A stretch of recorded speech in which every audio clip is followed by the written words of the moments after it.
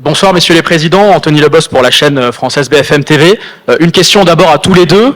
Après les accords signés et les annonces d'investissement de ce sommet, l'une des prochaines grandes étapes, c'est le G7, le mois prochain en France, vous l'avez esquissé, monsieur le président Ruto, vous représenterez d'ailleurs l'Afrique.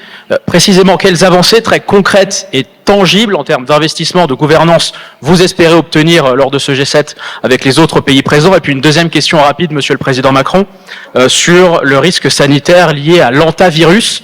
Est-ce que vous partagez la préoccupation des Français en ce moment? Est-ce que la France est prête à affronter l'éventualité d'une nouvelle épidémie? Et en quoi consistera la coordination plus étroite entre États qu'appelle la France de ses voeux, notamment sur les protocoles sanitaires? Merci beaucoup. Je crois que la première question vous était adressée, vous y avez répondu.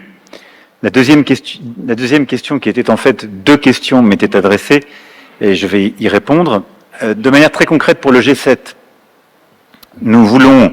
Bon, d'abord, c'est très important et c'est très concret qu'il y ait un représentant du continent africain, une voix africaine qui soit présente quand on va parler des crises internationales à régler, parce que l'Afrique est touchée par ces crises. Et je vais le redire ici parce que c'est souvent oublié dans les commentaires internationaux, mais l'un des continents qui a été le plus durement touché par les conséquences assez directes de la guerre d'agression russe lancée contre l'Ukraine, ça a été le continent africain. Parce qu'on parlait de deux grandes puissances céréalières et de deux grands producteurs d'engrais. Il y a eu d'énormes problèmes de soutenabilité financière, ce qui nous avait conduit à lancer l'initiative Farm dès 2022, et on passe maintenant à Farm Plus qui passe à l'échelle. Ensuite, ce qui se passe à Hormuz en ce moment, les principales victimes, nous sommes tous victimes de ce qui se passe à Hormuz. Les journalistes et les entrepreneurs et compatriotes français qui sont là le savent ô combien, et nous sommes aussi touchés, comme vous l'êtes dans vos pays, à cause des prix à la pompe et des conséquences sur le gaz et le pétrole. Mais les conséquences alimentaires sur le continent africain sont massives. Parce que là encore, c'est environ un tiers de certains types de fertilisants qui sortaient par le détroit d'Ormuz. Donc se dire qu'on parle du règlement ou de l'incapacité à régler les crises avec les grands dirigeants du monde sans avoir l'Afrique, c'est en soi une faute morale et politique. Donc ça, c'est la première chose qu'on va faire au G7, avoir le continent africain dûment représenté et dire quand on parle de ces grandes crises, on doit prendre en compte les conséquences sur le continent africain. Et je n'en cite qu'une partie. La deuxième, elle est sur le mécanisme de première perte et les garanties, et sur l'architecture financière, ce qui est une des compétences natives, si je puis m'exprimer ainsi, du G7. Là-dessus, nous irons ensemble avec le président Ruto porter deux messages très concrets. Le premier, c'est le rééquilibrage, c'est la correction, ce qu'on appelle les déséquilibres macroéconomiques. Je ne vais pas ici être trop long, mais c'est un enjeu. C'est au cœur de l'agenda économique du G7. Le monde dans lequel on vit a des déséquilibres macroéconomiques très problématiques. Des surcapacités venant de la Chine, des tarifs américains, un sous-investissement européen et une insuffisante montée dans la chaîne de valeur du continent africain. C'était au cœur de toutes les discussions, sur l'agriculture comme sur l'industrie. Si les économies développées n'adhèrent pas à cet agenda, et donc c'est ça qu'on va essayer d'aller chercher, premier point concret aussi, on ne pourra pas réussir cet enjeu. Or, il est important que les économies du G7 et leurs partenaires qui seront invités, je pense au Brésil, à l'Inde, à la Corée du Sud, aux côtés du président kényan, c'est très important que ces pays adhèrent à cette stratégie du continent africain. Et donc, cessent de venir, c'est pas les pays du G7 qui le font vraiment, pour être honnête, mais prendre les matières premières pour les emmener dans leur pays, et que si on a une stratégie minerais critique et matières premières et terres rares, on l'est avec le continent africain, en faisant la valorisation sur le continent africain.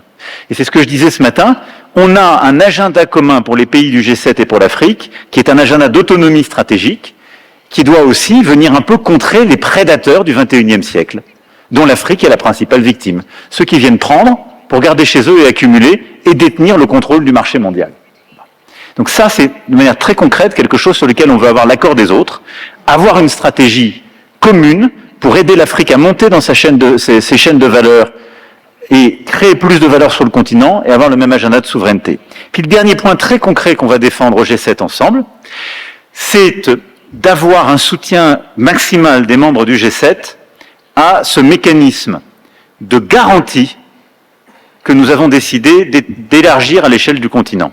C'est-à-dire que ATIDI, qui est cette structure qui existe déjà, qui prend en partie les premières pertes et qui a quelques États membres et qui est basée dans la région, que sur la base des travaux de la Banque africaine de développement, on arrive avec une copie commune en disant, voilà, cette ce véhicule, qui est maintenant un véhicule panafricain, soutenons-le, rentrons au capital, ou mettons en place des garanties ou du capital appelable pour permettre à cette structure, avec la Banque africaine de développement, de garantir les investisseurs privés qui iront dans tel ou tel secteur avec une gouvernance qu'on aura dûment définie. Ça, c'est très concret et c'est totalement transformant. Sur la deuxième question que vous m'avez posée, qui est le risque sanitaire, j'ai été en lien permanent avec le Premier ministre, évidemment depuis que les premiers cas sont apparus, et en particulier lorsqu'il y a eu une accélération durant le week-end. Sous l'autorité du Premier ministre, le gouvernement a pris les bonnes décisions, la ministre de la Santé en a rendu compte à plusieurs reprises, les meilleurs experts ont été consultés, comme d'ailleurs nous le faisons à chaque fois, pour prendre de telles décisions, et la France a pris un protocole extrêmement rigoureux sur tous les cas contacts qui ont été établis, en prenant en compte tous les éléments connus des scientifiques aujourd'hui, en étant extrêmement prudent sur à la fois les délais d'incubation et les risques dans les premières étapes de l'infection. Fort de cela, aujourd'hui, le gouvernement a sans doute un des protocoles qui est les plus exigeants, comme l'Espagne et quelques autres, ce qui est une bonne chose, parce que nous avons l'expérience du passé. Pour autant, il ne s'agit pas de comparer ce qui n'est pas comparable. C'est un virus qui est connu, dont les caractéristiques sont différentes de ce qu'on a pu connaître au moment du Covid-19. Et donc le gouvernement a pris les bonnes décisions, la situation est sous contrôle, sous son autorité, grâce à nos soignants que je dois à nouveau remercier. Et maintenant, il est important qu'il y ait une vraie coordination européenne, c'est-à-dire que les protocoles, je pense, aillent vers les standards les plus exigeants qui ont été définis à très court terme, et que l'Organisation mondiale de la santé puisse coordonner tout cela comme il se doit dans les prochaines étapes. Mobilisation, vigilance, exigence, mais on continue d'avancer à la lumière de la science.